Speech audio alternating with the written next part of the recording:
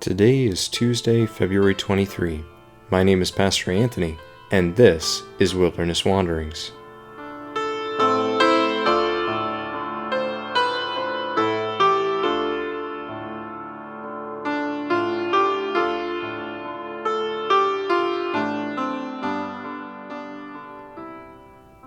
Today our text comes from Joshua 2. The Lord your God is God in heaven above and on the earth below. Now then, please swear to me by the Lord that you will show kindness to my family, because I have shown kindness to you. Give me a sure sign that you will spare the lives of my father and mother, my brothers and sisters, and all who belong to them, and that you will save us from death. Our lives for your lives, the men answered her. Agreed, she replied. Let it be as you say. So she sent them away, and they departed, and she tied the scarlet cord in the window. Joshua chapter 2, starting about halfway through verse 11 through halfway through verse 14, and including verse 21. Rahab the prostitute, hanging by a thread at the approach of the army of Israel, who intended to raze Jericho to the ground. Rahab clearly didn't hold a high position in her ancient society. She was likely assumed to be a woman of dubious character.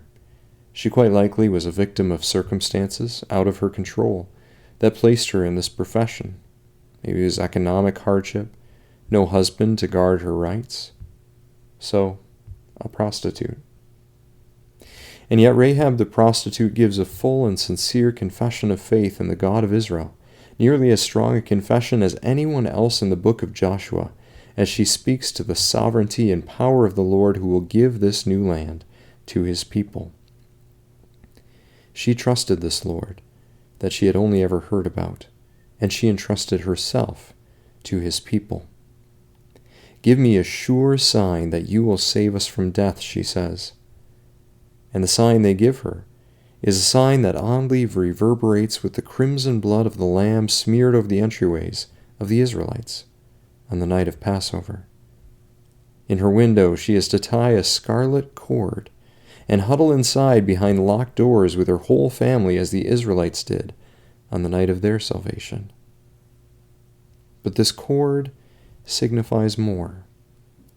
This story is the second instance of this Hebrew word for hope. Where is that word in this story?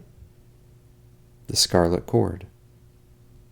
There are actually three words here in the Hebrew. One of them means thread, one of them means scarlet, and the last of them has a root which means to be tense or rigid, or by extension, to be expectant. That last one is our word for hope, and is indeed translated as hope elsewhere in the Bible.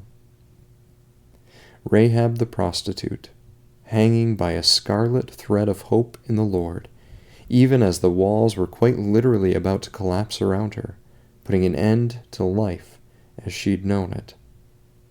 But that scarlet thread of hope playing gently in the wind outside her window was also the promise that a new life was coming.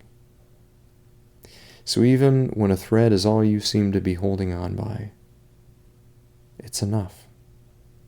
Hope in God never comes with much in this life that we can lay our hands on, just a thin wisp of scarlet hope.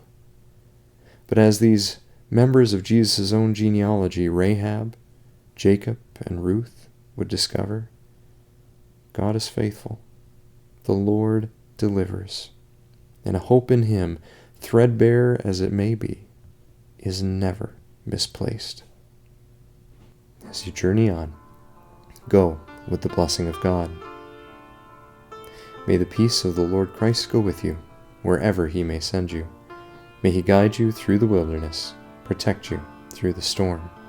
May he bring you home rejoicing at the wonders he has shown you. May he bring you home rejoicing once again into our doors.